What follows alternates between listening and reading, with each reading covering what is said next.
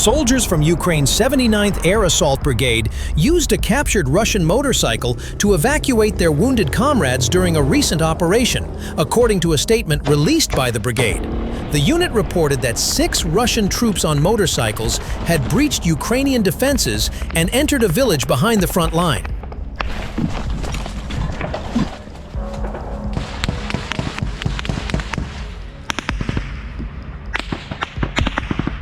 As operators of FPV drones destroyed 4 of the attackers remotely, a Ukrainian assault group began searching for the remaining 2.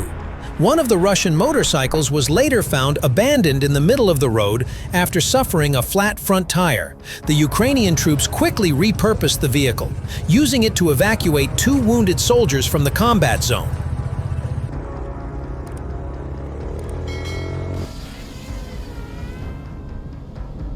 The brigade said the Russian soldier who abandoned the motorcycle, along with another who attempted to hide in nearby streets, were eventually located and neutralized. It's always satisfying to complete the mission, clear the village, and evacuate our wounded comrades, said the commander of the assault group from the 79th Air Assault Brigade.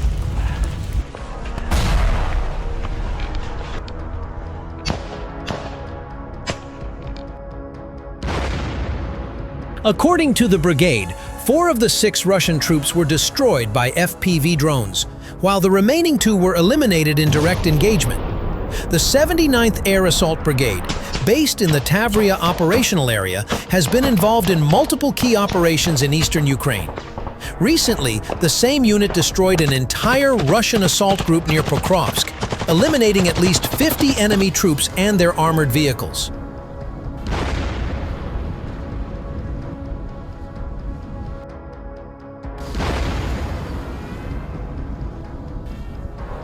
Earlier, Ukraine's armed forces released footage showing a service member using a US-supplied Stinger MANPADS to shoot down a Russian-launched Shahed drone in western Ukraine.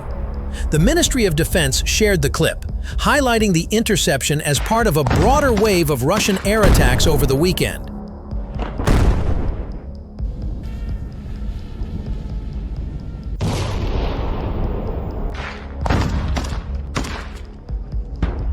Drones constantly hover in the air above the kill zone, both ours and the enemy's. They conduct reconnaissance, ideally operating in a carousel mode to constantly monitor the situation, replacing each other. Drones are always in the air, everywhere, of various types and for multiple tasks. They fly at altitudes ranging from 100 meters to 5 kilometers.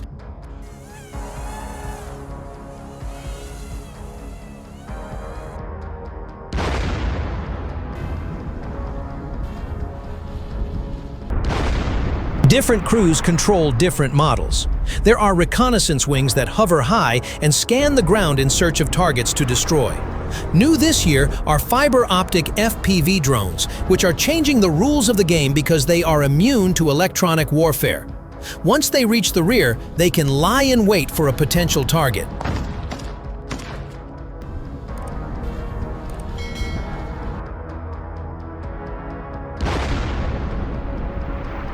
For example, they can wait for a car on the side of the road and attack it. Fiber optic cables on the ground indicate the presence of such drones in a particular area. Birds and animals get tangled up in them and die. Specialized electronic warfare units are constantly working on the battlefield to protect against FPV drones and counter unmanned aerial vehicle (UAV) reconnaissance.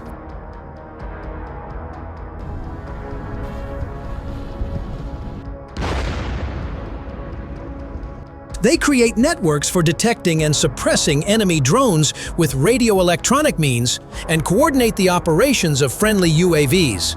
Nets also shoot down enemy FPVs dropped from other drones or rammed. Infantrymen try to hit FPVs with shotguns, specially purchased for this purpose. Individual electronic warfare equipment is now a mandatory element of every group.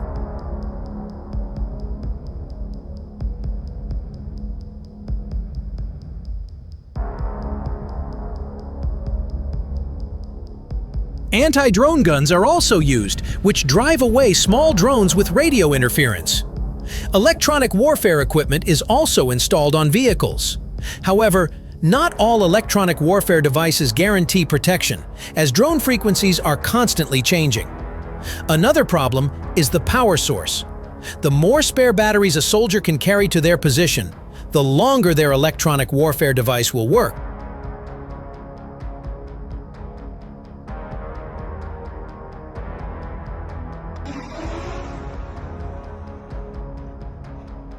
Drone pilots try to circumvent electronic warfare, while those responsible for electronic warfare try to catch drone frequencies.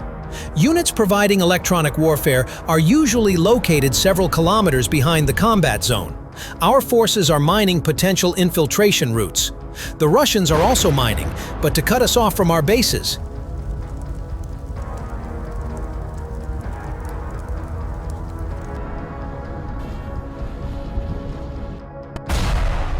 Mining is done in various ways.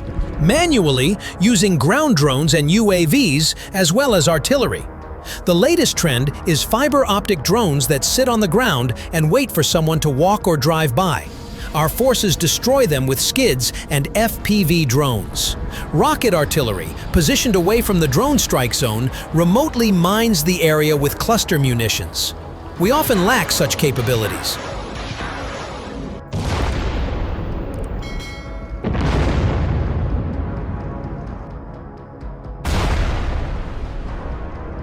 Sappers usually work in bad weather, at dawn or dusk, when FPV drone operators have poor visibility of the terrain. In the case of manual mining, mines are often disguised as pieces of clothing, rubbish, or other items. We know of a case where Russians camouflaged a mine with a dead hare carcass.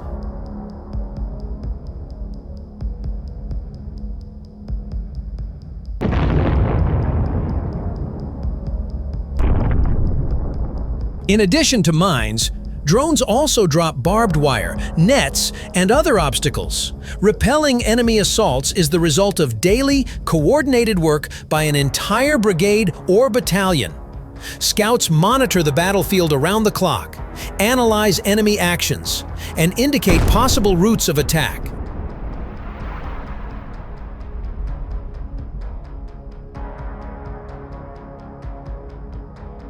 Engineers mine and block them with obstacles. Once the enemy is detected, they begin to destroy it with artillery, drones, and small arms. The sooner the scouts manage to detect the enemy, the more time there will be to destroy it.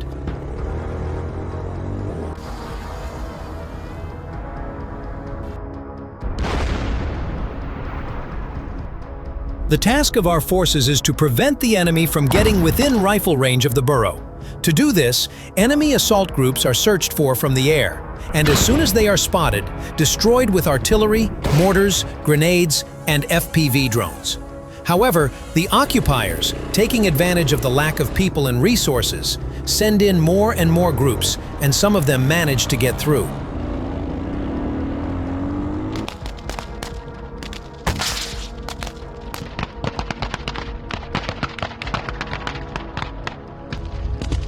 The enemy's direct presence near the infantrymen's positions is a failure of the command's defensive organization. The success of defense and repelling assaults depends on a sufficient number of people, drones, and ammunition for artillery and mortars, as well as on the experience, skill, and coordination of UAV and artillery units.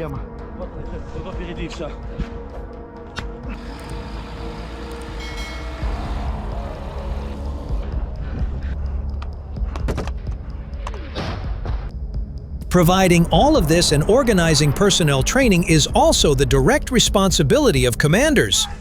The better the officers perform, the more successful and effective the unit will be in combat.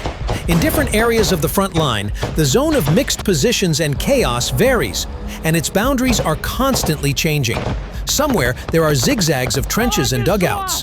Somewhere there are ruins, charred trunks of burnt plantations, or remnants of forests.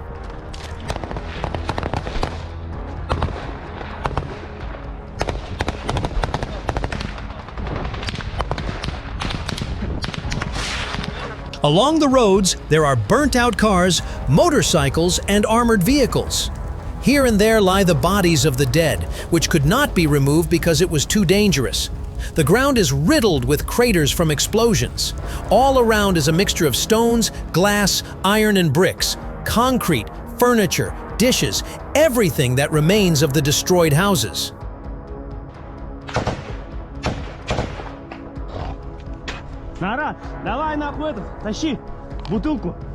There is also a lot of war debris, camouflage nets and pieces of wire, fragments of shells and other ammunition, packs of dry rations, and remnants of equipment. Hundreds of meters of razor wire, less noticeable thin wire threads, fishing nets, and strands of fiber optic cable from drones stretch out. They storm on foot, crawling, on motorcycles, and in armored vehicles.